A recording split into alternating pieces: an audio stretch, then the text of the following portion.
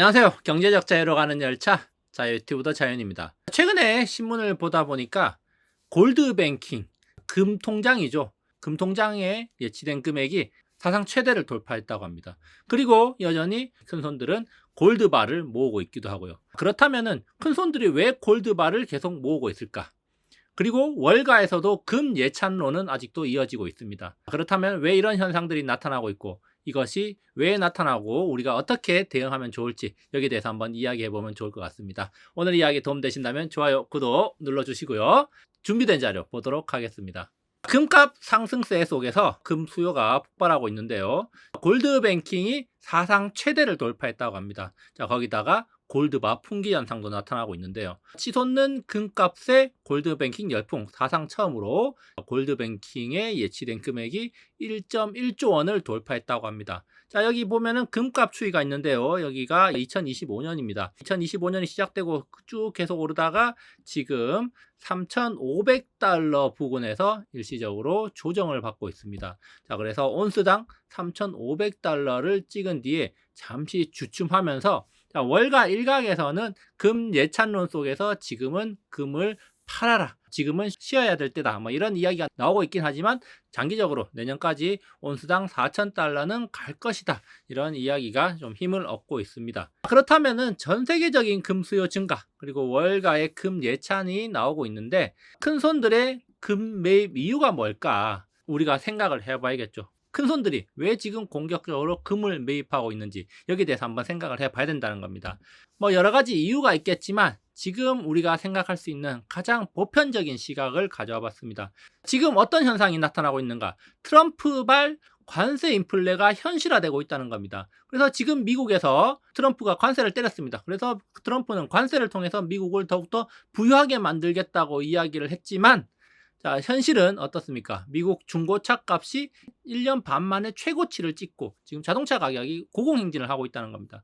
그러면 중고차 값만 올랐느냐? 그게 아니라는 거죠. 포드가 멕시코산 차값을 2,000달러 인상을 하겠다고 이야기를 했습니다. 포드가 멕시코에서 생산해서 미국으로 들여오는 차에 대해서 가격을 올리겠다는 건데요. 왜냐면은 멕시코에 트럼프가 관세를 때리다 보니까 그 관세 25%를 포드가 다 부담할 수 없지 않습니까? 그렇기 때문에 그것을 누구한테 전가합니까? 소비자에게 전가를 한다는 거죠. 자, 그리고 자동차 부품 관세가 발효되면서 생산비가 대당 500만 원이나 인상이 됐다. 자, 그래서 기업이 일방적으로 이 관세를 다 부담하는 게 아니라 소비자하고 나눠서 부담을 한다는 겁니다. 자, 결국 트럼프의 관세 폭탄이 소비자에게 전가가 되는 것이고 제품 가격 상승이 나타나고 있다는 겁니다. 이게 바로 월가가 우려하던 일인데 그게 지금 서서히 현실화되고 있다는 거죠. 그래서 인플레이션이 발생을 하고 있다는 겁니다. 자, 그렇다면은 이 자동차에만 이렇게 관세 인플레이션이 발생하는가? 그게 아니라는 거죠. 관세 인플레이션은 다방면에 전방위적으로 발생을 할 겁니다. 우리 미국 소비자들에게 굉장히 큰 타격이 될 수가 있고, 자, 미국 소비자들에게 타격이 된다는 것은 우리나라 수출 기업들이 피해를 볼 수가 있다는 거고, 우리나라 수출 기업들이 피해를 보면 뭐가 발생합니까? 우리나라에서 기업들이 고용을 줄이고 실업률이 높아질 수가 있다는 겁니다. 그럼 내수 경기가 또 쪼그라들고 결국에는 악순환의 고리가 형성이 되어서 경기가 침체 기로로 빠져든다는 거죠. 어쨌든 굉장히 안 좋다는 겁니다. 자동차뿐만 아니라 관세 인플레이션이 전방위적으로 나타날 건데, 월스트리트 저널에서는 관세로 인해서 전자제품 가격이 큰 폭으로 오를 거라고 전망을 하고 있습니다. 자, 예를 들어서 콘솔 게임이 70% 정도 가격이 오를 것이고, 노트북 PC는 34, 모니터는 32, 스마트폰은 31% 등, 자, 생활용품 가격이 오르면서 자, 인플레이션을 자극하게 될 것이다. 생활 전반적으로 인플레이션이 올라간다는 거죠. 지금 수치상으로는 기대 인플레이션이 다소 안정적으로 흘러가고 있지만 관세 인플레이션이 서서히 생활 속으로 파고들면서 인플레이션이 높아질 수도 있다는 겁니다. 자, 그리고 또 한 가지, 인플레이션만 있는 게 아니라는 거예요. 자, 인플레이션만 있는 게 아니라 바로 금리 인하라는 게 있습니다. 자, 이 금리 인하로 인한 화폐 가치 하락, 이것은 금값 상승의 동력이 될 수 있습니다. 자, 그저께 미국에서는 금리를 동결을 했습니다. 앞으로 상황을 좀 더 예의주시하겠다라고 이야기를 했는데요. 그렇지만 월가에서는 7월쯤에 금리를 인하할 가능성이 있다, 이렇게 보고 있고, 금리 인하 시기가 여름을 넘기지 않을 거라고 보고 있는데요. 자, 미국이 이렇게 금리 동결을 했지만 금리 인하 가능성은 여전히 남아 있는 것이고, 그리고 전 세계적으로 금리 인하 추세가 진행되고 있다는 겁니다. 제가 여기서 언급을 하진 않았지만 중국도 기준금리를 내렸고, 자, 그리고 우리나라 같은 경우도 이번 달 말 5월 말에 금리 인하를 할 것이 확실시되고 있습니다. 이창용 한국은행 총재는 금리를 충분히 낮출 것이고 내릴 이유가 많은 상황이라고 언급을 했고요. 그래서 이번 달 말에 열리는 금융통화위원회에서 금리를 내릴 거라는 전망이 우세합니다.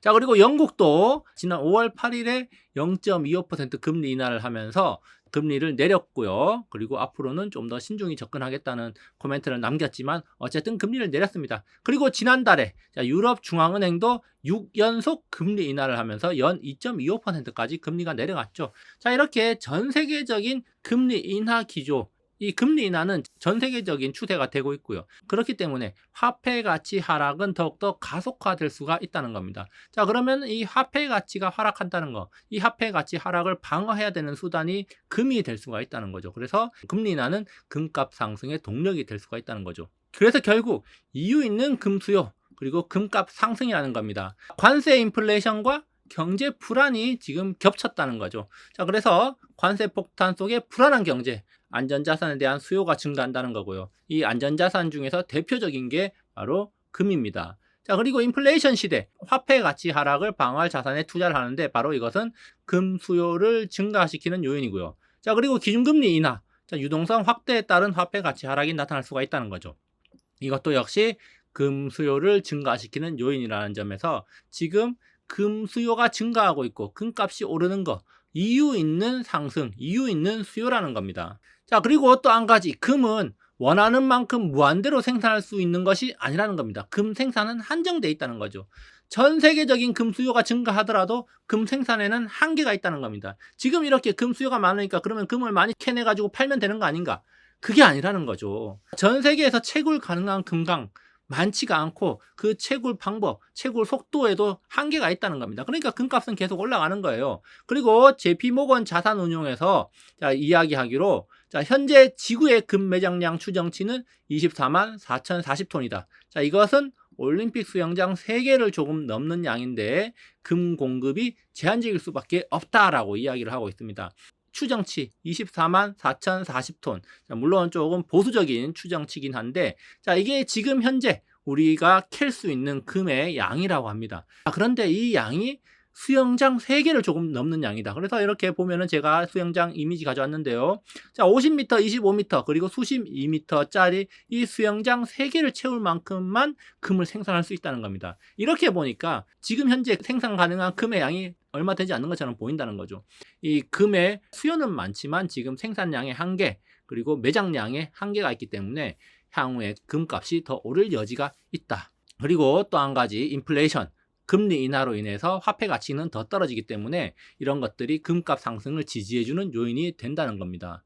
자, 그래서 금 묵혀두면 나중에 큰 기쁨을 선사할 가능성이 있다, 이렇게 생각을 하고요. 자, 역대급 골드뱅킹은 금에 대한 사회적 관심, 금에 대한 사람들의 관심이 많이 높아졌다는 겁니다. 자, 이러면은 또 수요가 몰리면서 금값이 일시적으로 올라가겠죠. 그렇지만 금은 주식처럼 자주 사고 파는 자산이 아니에요. 그렇죠? 사놓고 그냥 묵혀두는 겁니다. 뭐 잊고 지내는 거예요. 뭐 당장 오늘 샀으니까 내일 금값 좀 올랐네, 팔아야지, 이게 아니라는 거죠. 자, 그래서 이렇게 자주 사고 파는 자산이 아니기 때문에 금값은 하방 경직성을 좀 가진다는 거고, 자, 인플레이션 해지, 그리고 금리 인하 시대에 대응하는 가장 손쉬운 방법이기 때문에 금 수요는 꾸준히 늘어날 수 있다는 점 우리가 기억하면 좋을 것 같습니다.